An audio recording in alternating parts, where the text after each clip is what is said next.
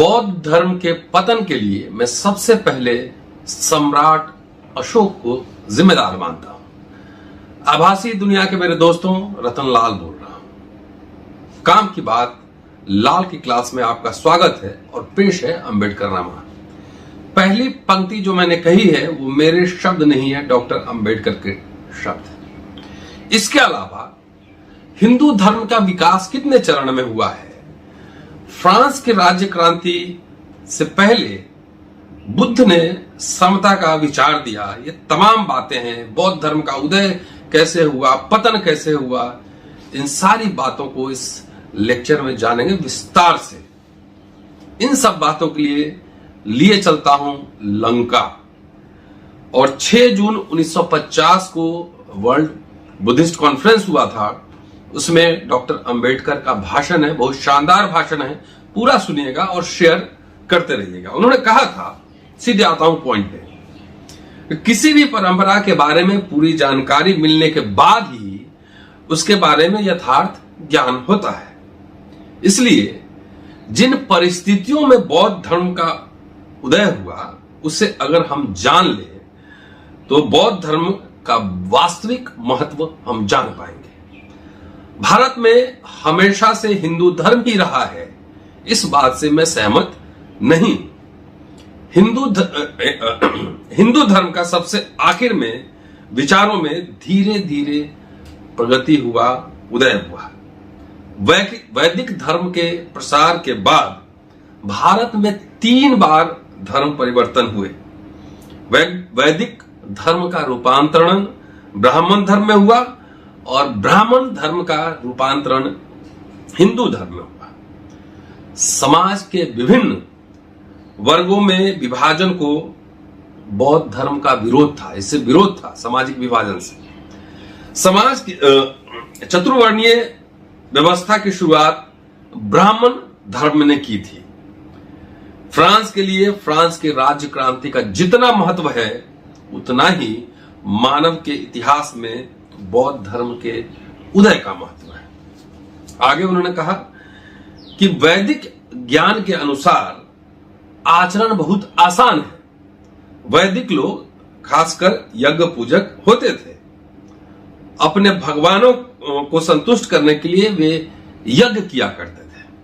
इन देवताओं की पूजा करने के लिए इकट्ठा की जाने वाली सामग्री बहुत ही श्रेष्ठ होना जरूरी था। उन आर्यों को गोधन सबसे श्रेष्ठ लगता था, इसलिए वे अपने देवताओं की पूजा करते हुए गायों की बलि चढ़ाया करते थे। इसी कारण वैदिक धर्म हिंसा को बढ़ावा देने वाला माना जाने लगा था। यज्ञ में पशुओं की बलि दी जाती थी और जिन पशुओं को यज्ञ में बलि चढ़ाया जाता था उन्हें स्वर्ग प्राप्ति होती है, ऐसा उनकी श्रद्धा थी। इसलिए कहा जाता है वैदिक हिंसा हिंसा न भवति। आगे उन्होंने कहा कि यज्ञों में खुलेआम प्राणी हत्या का प्रचार हुआ करता था। इसलिए बकरियां, भेड़ें, गाय जैसे जिन प्राणियों का मांस खाने जाने योग्य समझा जाता था उन सभी प्राणियों को यज्ञ में बलि चढ़ाया जाता था। यज्ञों का प्रसार होने के कारण पुरोहितों का महत्व बढ़ा और ब्राह्मणवाद का जन्म हुआ। इस ब्राह्मणवाद ने समाज को ब्राह्मण, क्षत्रिय, वैश्य और शूद्र इन 4 वर्णों में विभक्त किया। 4 वर्णों की स्थापना कर समाज में विषमता का निर्माण करना ब्राह्मणवाद का मुख्य उद्देश्य था, क्योंकि इसके अलावा ब्राह्मणों की श्रेष्ठता स्थापित करना संभव नहीं था। अपनी श्रेष्ठता को स्थापित करने के लिए ब्राह्मणों ने कुछ मंत्रों की रचना की। उन मंत्रों के सहारे वे कहने लगे कि ब्राह्मणों की उत्पत्ति ब्रह्मा के मुख से, क्षत्रियों की उत्पत्ति उनके बाजू से, वैश्यों की उत्पत्ति उनके जंघा से और शूद्रों की उत्पत्ति उनके पांव से हुई है। इस प्रचार के अलावा वे कहने लगे कि ब्राह्मण सभी वर्णों के गुरु और सर्वश्रेष्ठ हैं। लेकिन भगवान बुद्ध ने उनका खंडन किया। उन्होंने कहा जिस प्रकार अन्य इंसान पैदा होते हैं उसी तरीके से ब्राह्मण भी पैदा होते हैं। ब्राह्मणों की स्त्रियां ऋतुमती होती हैं, गर्भवती होती हैं, 9 माह तक गर्भ का पोषण करती है, प्रसूत होती हैं, बच्चे को दूध पिलाती हैं। ऐसा ही सर्वत्र हर जगह दिखाई देता है। ऐसी स्थितियों में ब्राह्मण ब्रह्मा के मुख से निकले और शूद्र उनके पैरों से, ऐसा वे कैसे कह सकते हैं? जन्म से कोई भी शूद्र अथवा ब्राह्मण नहीं होता। अपनी करनी से आदमी ब्राह्मण या शूद्र बनता है। आगे सुनिए, डॉक्टर अंबेडकर की नजर में ब्राह्मण की क्या परिभाषा है। ये दिलचस्प यह है कि ब्राह्मण होने की परिभाषा उन्होंने कैसे दी है। कहते हैं कि जटा, दाढ़ी, गोत्र अथवा जन्म से कोई ब्राह्मण नहीं बनता। जो सत्य और धर्म के अनुसार आचरण करता है, जो काया, वाचा, मन से कोई पाप नहीं करता, जो काम क्रोध रहित है, जो व्रती, शीलवान, अनुत्सुक, दांत और जितेंद्रिय है, जो तृष्णा रहित, संशय रहित, जो क्रोध, द्वेष और रहित है, जो शोक रहित, निर्मल और शुद्ध है, जिसने भवपाश में फिर से जन्म लेने के लिए कारण बनने वाले मोह का त्याग किया है, जो रति और अरति का त्याग किया है जिसने, और जो शांत चित है, जो गंभीर है, जो प्रज्ञावंत, मेधावी, सही और गलत मार्ग का ज्ञाता है, जो सर्वोत्तम निर्वाण का अधिकारी है, केवल उसे ही मैं ब्राह्मण कहता हूं। आगे उन्होंने कहा कि जो धर्म मानव जाति के कल्याण के लिए सहायक हो सकता है, जिसके जरिए मानव की मुक्ति का द्वार खुल सकता है, जिसमें मानव के बीच भेदभाव नहीं बल्कि समानता है, वही धर्म की संज्ञा के लिए पात्र है। उसी को धर्म कहा जा सकता है जो समानता की बात करे। जिस धर्म का मूल तत्व मानव में भेदभाव करना ही है, वह धर्म सधम्म कहलाने लायक नहीं। ब्राह्मण धर्म ने मानव समाज में भेदभाव की गहराइयां पैदा की, महिलाओं और शूद्रों के साथ अत्यंत घृणास्पद व्यवहार करने की सीख दी। भगवान बुद्ध ने धर्म का मुख्य उद्देश्य मानवों की समता बतलाया। अपनी बुद्धि की कसौटी पर कसकर हर बात को स्वीकार करना अथवा उसे अस्वीकृत करने की, उसे न मानने की आजादी इस धर्म में प्रत्येक व्यक्ति को है। हिंसा को हटाना और अहिंसा स्वीकार करना, यह इसका प्रमुख अंग है। किसी भी प्राणी की देवता के नाम पर हत्या करने या उसे बलि चढ़ाने और फिर निर्लजता से उसे स्वर्ग मिलने का प्रतिपादन करने का चलन बौद्ध धर्म में नहीं। आगे तुलना करते हैं फ्रांस की राज्य क्रांति से और कहते हैं डॉक्टर अंबेडकर कि भारत में बौद्ध धर्म का उदय, फ्रांस की राज्य क्रांति, भारत में बौद्ध धर्म का उदय और फ्रांस की राज्य क्रांति, ये 2 युगांतरकारी घटनाएं हैं, ऐसा मुझे लगता है। बौद्ध धर्म के उदय से पहले किसी शूद्र के राजा बनने की कल्पना भी नहीं की जा सकती थी, लेकिन भारत के इतिहासकार यह जानते हैं कि बौद्ध धर्म के उदय के बाद शूद्रों को भी सिंहासन पर बैठने का मौका प्राप्त हुआ। इससे देश में सामाजिक समता की स्थिति का निर्माण हुआ। जनतांत्रिक प्रणाली, डेमोक्रेटिक सिस्टम, बौद्ध कालीन देन है। भगवान बुद्ध के परिनिर्वाण के बाद ईसा पूर्व 274 ईस्वी तक बौद्ध की क्या स्थिति थी, इसे जानने के पर्याप्त साधन हमारे पास उपलब्ध नहीं है। हालांकि सम्राट अशोक के समय बौद्ध धर्म का तेजी से विकास हुआ।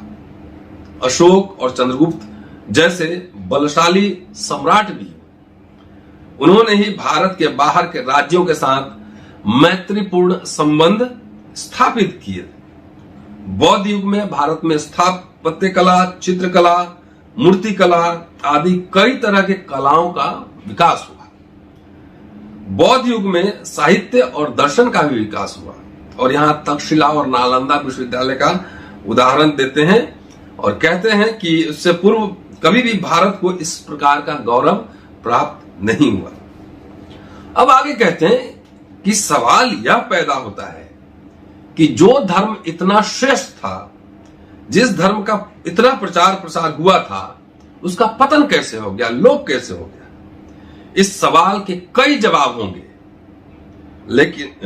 मुख्य रूप से सम्राट अशोक को मैं जिम्मेदार मानता हूं। मुख्य रूप से सम्राट अशोक को मैं इसके लिए जिम्मेदार मानता हूं।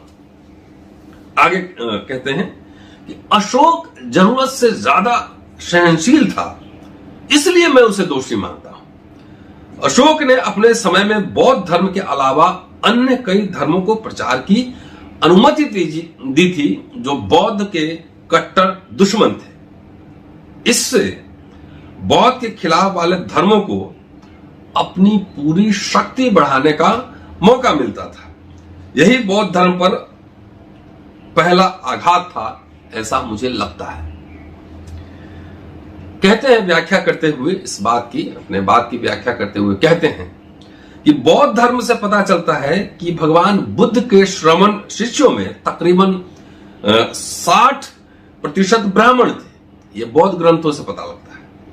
ब्राह्मण लोग बुद्ध से शास्त्रार्थ करने के लिए आया करते थे और शास्त्रार्थ में निरुत्तर होकर वे बुद्ध से प्रभावित होते थे और सहस्र उनसे बौद्ध की दीक्षा लेकर बुद्ध के प्रति नतमस्तक हो जाते थे। इन श्रमण शिष्यों के कारण भगवान बुद्ध का और उनके धर्म का प्रभाव दिनों दिन बढ़ता जा रहा था। लेकिन बौद्ध धर्म में जाति भेद न होने के कारण जब निम्न जाति के लोग बुद्ध की शरण में जाकर भिक्षु बनने लगे और धनिकों और राजाओं द्वारा उनकी पूजा और सम्मान होने लगा, तब से ही यह बात ब्राह्मणों से सही नहीं गई और वे बौद्ध को उखाड़ने के काम में लग गए। आगे उन्होंने कहा, इंटरेस्टिंग है, सब लोग आजकल सोशल मीडिया में सब लोग हर चीज को मनुवादी कह देते हैं कि आपके कुल देवता भी होते हैं, सबके ग्राम देवता होते हैं। तो आर्यों और ब्राह्मणों से पहले भी ये प्रचलन में था। तो इसकी व्याख्या करते हुए डॉक्टर अंबेडकर कहते हैं कि प्राचीन भारत में जिस प्रकार ग्राम देवता, प्रदेश देवता, वन देवी, नदी देवी आदि देवी देवता थे और उनकी पूजा हुआ करती थी, उसी प्रकार कुल देवता भी थे। राजा और धनिकों के कुल देवताओं की पूजा अक्सर ब्राह्मण द्वारा हुआ करती थी। इसलिए राजमहल में कुल देवता की पूजा के लिए जाने वाले ब्राह्मण रानी की मध्यस्थता से राज्य के शासन पर अपना प्रभाव डालते थे। इस प्रभाव का उपयोग कर उनकी वर्चस्व में बाधा पहुंचाने वाले बौद्ध को उखाड़ फेंकने की कोशिश किया करते थे। सम्राट अशोक के समय कुल देवता की पूजा की निंदा की गई।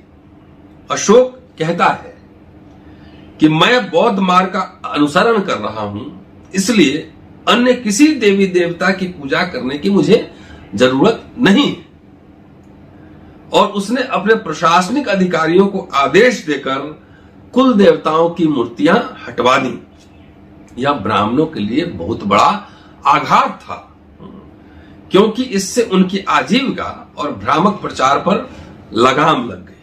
इसलिए वे इस बात का बदला लेने के लिए सिद्ध हुए। पहले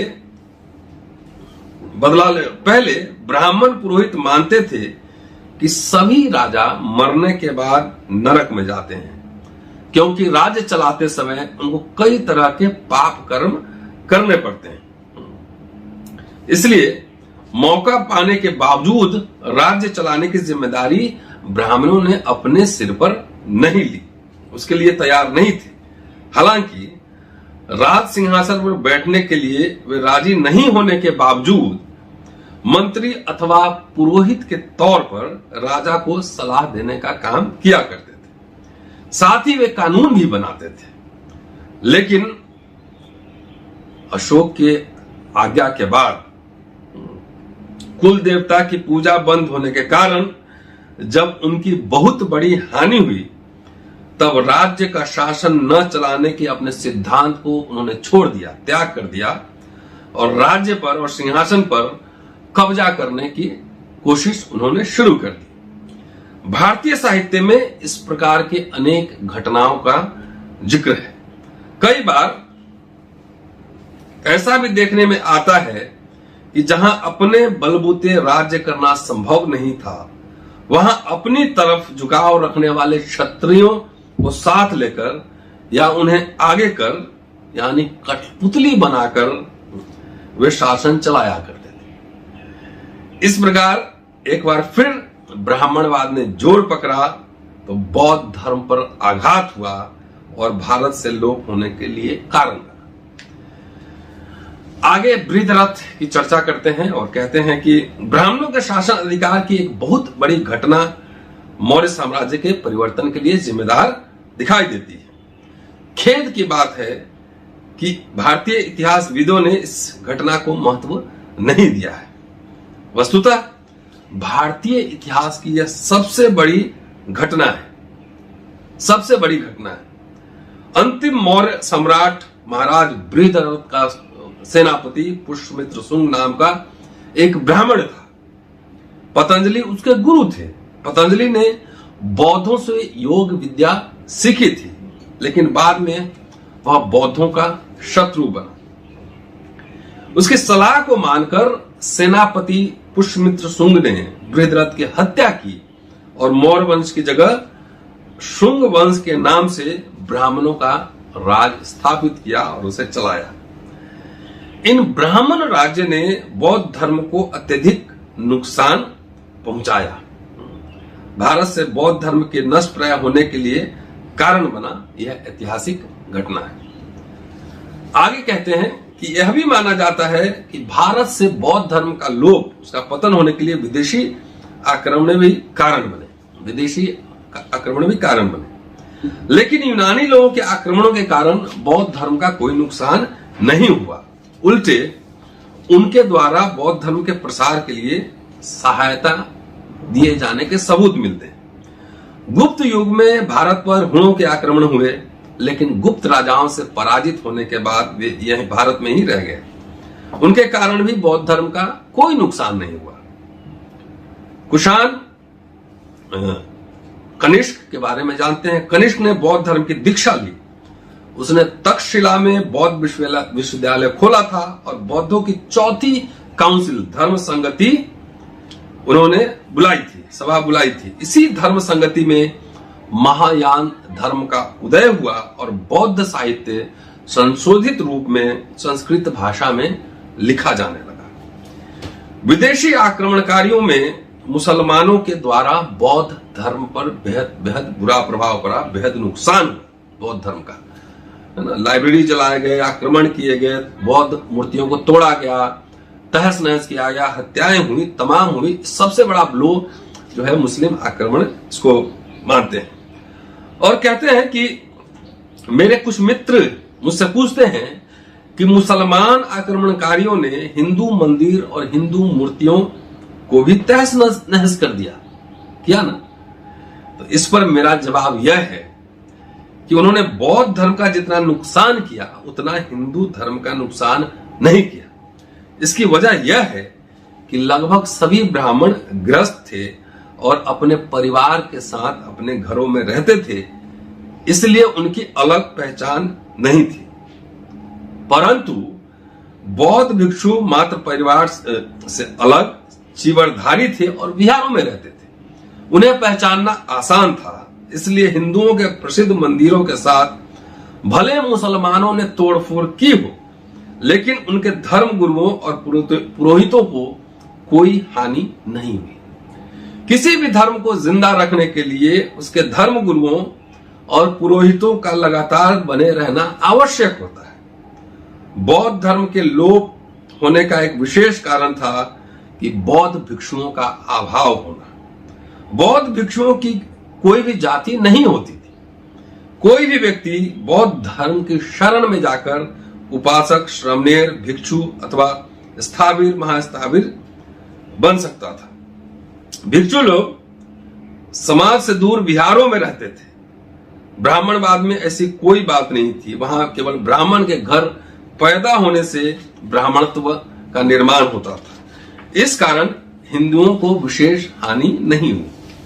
बाद के समय में पिछड़े वर्ग के लोगों को भिक्षु बनाकर बौद्धों की परंपरा कायम करने की कोशिश की गई, लेकिन अच्छी तरह से शिक्षित नहीं होने के कारण वे भिक्षु ब्राह्मणों के युक्तिवाद का जवाब नहीं दे पाए और इसी कारण उनकी हार हुई। इस गैप में दरमियान के समय में शैव योगियों ने शैव धर्म का और ब्राह्मण ने वैष्णव धर्म का प्रचार किया। शैव और वैष्णवों में जोरदार संघर्ष हुआ। आखिर ब्राह्मणों ने शैवों को रुद्र बनाकर अपने साथ शामिल कर लिया। इस प्रकार शैव और वैष्णवों में एकता हुई। आगे हिंदू धर्म में कई बदलाव हुए। पहले वह हिंसा की सीख देता था, लेकिन अब वह अहिंसा की सीख देता है। बौद्ध धर्म के कई तत्व हिंदू धर्म ने अपनाए। प्रतिमा, चैत्य, विहार, भिक्षु आदि दृष्टिकोणों से आज भारत में बौद्ध धर्म के न होते हुए भी हिंदू धर्म सैद्धांतिक रूप से भारत में फैला हुआ। ये था लंका के वर्ल्ड बुद्धिस्ट कॉन्फ्रेंस में डॉक्टर अंबेडकर का भाषण।